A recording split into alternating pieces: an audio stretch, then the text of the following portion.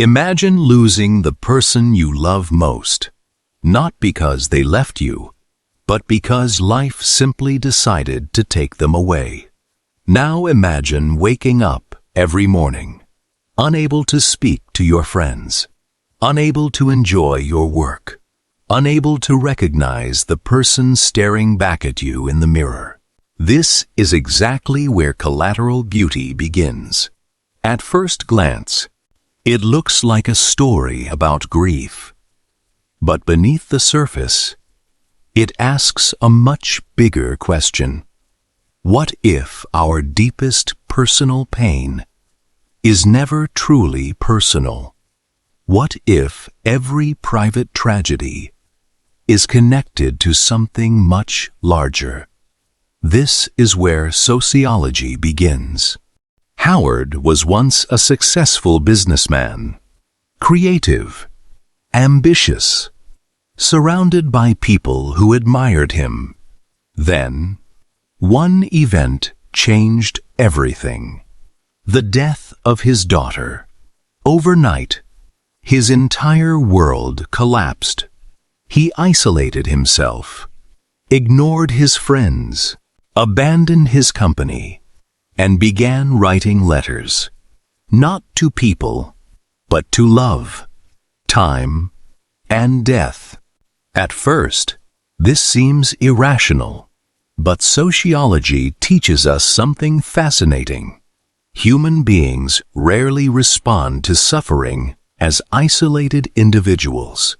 We respond through the meanings our society gives to suffering.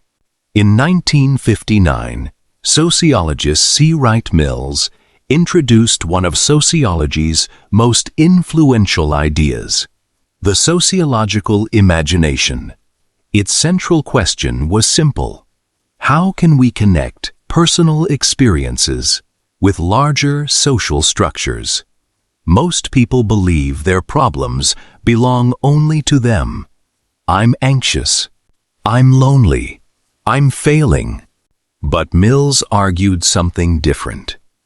Many personal troubles are actually public issues.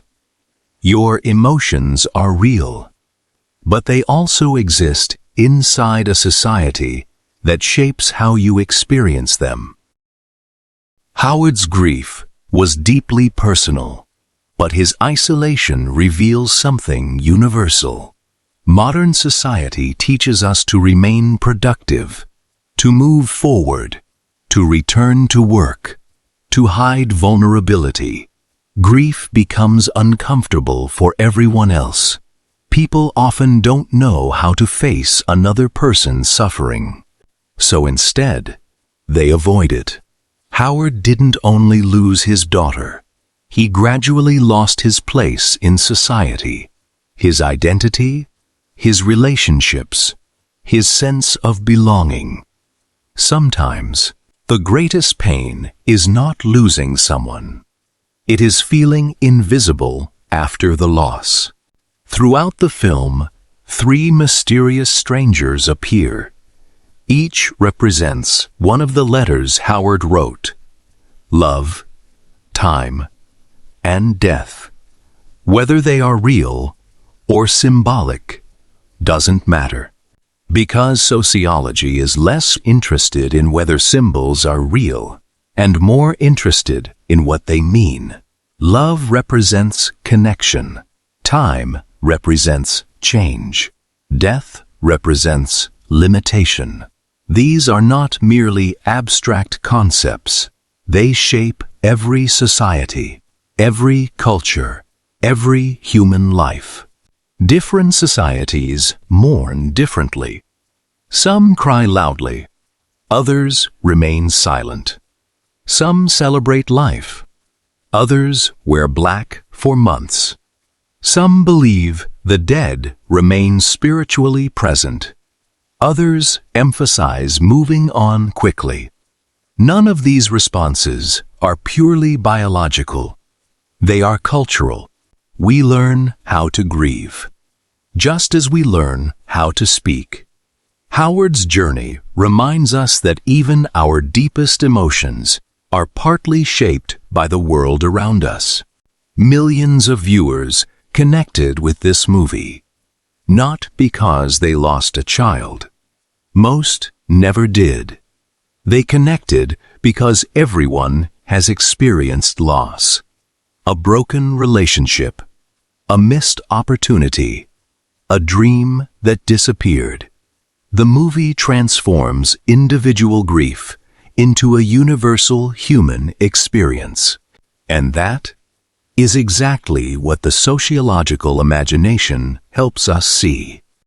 The title is not accidental. Collateral Beauty. Beauty that exists beside tragedy, not instead of it. The film suggests something profound. Pain changes us, but it also reconnects us with others. It reminds us that suffering is not a private prison. It is one of the few experiences every human being eventually shares. Perhaps the greatest lesson from Collateral Beauty is not about grief. It is about perspective.